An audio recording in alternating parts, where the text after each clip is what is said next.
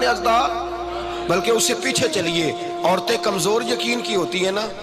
جناب موسیٰ پیدا ہوئے تو اللہ فرماتے ہیں میں نے موسیٰ کی ماں کے دل میں بات ڈالی، ماں کے دل میں صندوق میں ڈال کے تو اس کو دریا میں بہا دے۔ اور بھائی صندوق میں کہہ سکتے ہیں نا آکسیجن کیسے جائے گی، اور دریا میں بچے بچنے کے لیے ڈالے جاتے ہیں کہ ڈوبنے کے لیے ڈالے جاتے ہیں؟ ماں کے دل میں یقین کمزور نہیں تھا ماں کا۔ انبیاء کے ماں باپ موحد ہوتے ہیں، دین کو ماننے والے۔ ماں کے دل میں اللہ نے بات، اللہ قرآن میں کہتے ہیں میں نے وحی کی، میں نے القاء کیا، میں نے بات ڈالی۔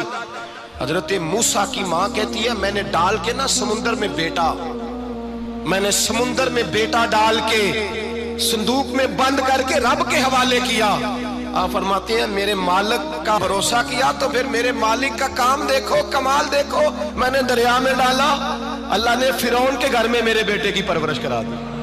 یہ یقین کہ حضرت موسیٰ کے پاس قوم آئی، قرآن پڑھیے، کہا جناب پانی چاہیے۔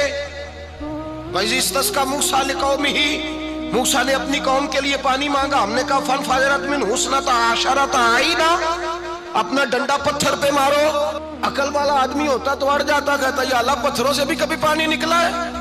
اضرب بعصاک الحجر، مارو پتھر پہ ڈنڈا۔ اللہ کے نبی نے منٹ نہیں لگایا، ٹھا کر کے ڈنڈا لگایا۔ فَانْفَجَرَتْ مِنْهُ اثْنَتَا عَشَرَةَ عَيْنًا، اللہ فرماتے ہیں جناب موسیٰ نے ایک عصا مارا، میں نے 12 چشمے جاری کر دیے۔ تو لے تو اللہ کرتا ہے، اللہ کہتا ہے پڑھ نماز روزی دوں گا، کہتا ہے سوچتا ہوں۔ اللہ فرماتا ہے آجا مسجد میں تیرا ہو جاؤں گا، کہتا ہے دیکھتا ہوں۔ رب فرماتا ہے تو میرے محبوب کی غلامی کر، میں تجھے محبوب بنا لوں گا۔ تو کہتا ہے تھوڑا بڑا ہو کے داڑھی رکھنی ہے، ابھی سیانا ہو کے میں ذرا سرٹیفکیٹ لے لوں اسرائیل سے کہ کتنے سالوں کے بعد آئیں گے، پھر شروع کروں گا۔ پروگرام بنا رہا ہے، ابھی تو ارادے میں ہے اللہ کے پیغمبر کا ڈنڈا۔ اور اس سے زیادہ آگے بات ہو گئی، پیچھے فوج لگی ہوئی ہے فرعون کی، مجمع ہے، ہزاروں لاکھوں کا لشکر لے کے، تلواریں نیزے، فرعون پیچھے، آگے دریا آ گیا۔ حضرت موسیٰ علیہ السلام کھڑے ہیں، اب کدھر جائیں؟ اللہ پاک نے فرمایا مارو ڈنڈا۔ کہاں؟ پانی پہ، پانی پہ ڈنڈا مارو۔ اب حضرت موسیٰ علیہ السلام پانی پہ ڈنڈا مارے تو پانی ابھرے گا، اس سے زیادہ کیا ہوگا؟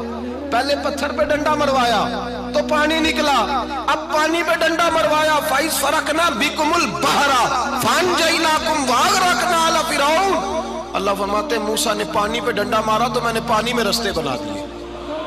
ایک جگہ ڈنڈا مارا تو پانی نکل آیا، دوسری جگہ عصا مارا تو پانی خشک ہو گیا۔ 12 چشمے بن گئے، 12 رستے بن گئے دریا میں سے۔ حضرت موسیٰ علیہ السلام گزر گئے اور اللہ فرماتے ہیں فرعون بھی آیا تو اسے میں نے غرق کر دیا، اور وہ کھڑا دیکھتا ہی رہ گیا کہ بنا کیا ہے۔ جب یقین کامل نصیب ہوتا ہے، اعتماد کی دولت اللہ دیتا ہے، جب انسان کو یہ انشراح صدر ہو جاتا ہے کہ میری نجات خدا کے حکم میں ہے اور رسول اللہ کے قدموں میں ہے، جب اسے یہ انشراح حاصل ہوتا ہے تو پھر نماز کا لطف آتا ہے۔ غور کیجئے کیا جملہ کہہ دیا میں نے۔ پھر اسے نماز کا پھر اسے نماز بوجھ نہیں، بلکہ نماز نہ پڑھے تو اس پر بوجھ ہوتا ہے۔ پھر قرآن مجید اس کی روح کا ساتھی ہو جاتا ہے، پھر عبادات، تقوی، پرہیزگاری، پھر وہ ایک سنت کے چھوٹنے پر پریشان رہتا ہے جب یقین کی دولت نصیب ہوتی ہے۔ قرآن مجید فرقان حمید نے کہا ایمان لاؤ تو پھر ایمان پہ ڈٹ جاؤ، مسلمان بنو تو پھر اسلام پر۔ پھر یہ جو کمزوری ہے نا، یہ دیکھتے ہیں، کرتے ہیں، چلتے ہیں، ابھی کل، ابھی پرسوں، بہانے، ہیلے، ابھی میں نماز شروع کرتا ہوں، دیکھتا ہوں لا الہ الا اللہ محمد الرسول اللہ صلی اللہ علیہ۔ جب کسی نے کلمہ پڑھا تو اس پر پورا دین ضروری ہے، پورا۔ اب وہ یہ نہیں کہہ سکتا کہ تھوڑا تھوڑا کر کے آؤں گا۔ یقین کی دولت نعمت ہے۔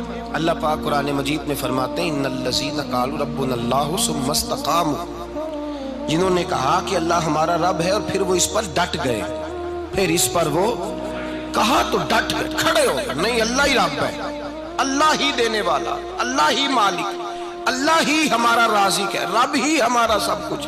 جب ڈٹ گئے تو فرمایا تتنزل علیہم الملائکہ، پھر میں ان کی مدد کے لیے آسمان سے فرشتوں کا نزول فرمایا کرتا ہوں۔ فرشتے کیا کہتے ہیں؟ اللہ تخافوا ولا تحزنوا، غم نہ کرنا، خوف نہ کھانا، वबशिरू बिल जन्नति लती कुंतुम तुअदून, हम तो तुम्हें अल्लाह तबारक व तआला की उस जन्नत की खुशखबरी देने आए हैं जिसका रब ने तुम्हारे साथ वादा किया हुआ है।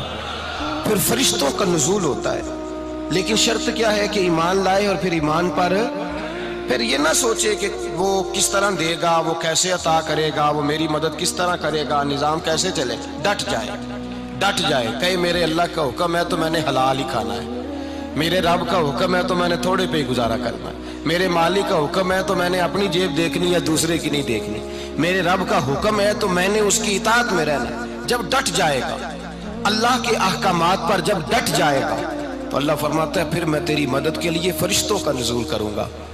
नबी पाक सल्लल्लाहु अलैहि वसल्लम ने फरमाया, दो दौलतें अगर किसी को अल्लाह दे दे तो समझे अल्लाह ने उसे दुनिया की सबसे ज्यादा दौलत अता फरमा दी। या रसूल अल्लाह वो कौन कौन सी चीजें हैं? फरमाया एक जिस शख्स को अल्लाह ने माफ करने की दौलत अता कर दी, जो माफ करने लग गया, जिसकी तबीयत में दरगुजर आ गया, जो माफ करने लगा, गलतियां माफ करने लगा, जिसको एक दौलत ये मिल गई। और दूसरा मेरे मुस्तफ़ा ने फरमाया जिसे अल्लाह ने यकीन की दौलत अता फरमा दी। जिसको ये दो दौलतें मिल जाएं, एक दरगुजर करना, दूसरा रब रसूल पे यकीन कामिल रखना, उसे कायनात की हर शय मिल गई। मेरे नबी पाक ने फरमाया जब भी दुआ मांगो खुदा से ये दो नेमतें मांगा करो, अर्ज किया करो ए अल्लाह दरगुजर की दौलत अता फरमा, ए अल्लाह तू हमें यकीन की दौलत अता फरमा, ईमान की कुव्वत और पुख्तगी नसीब फरमा। मेरे भाई हुजूर ने फरमाया मांग के लो।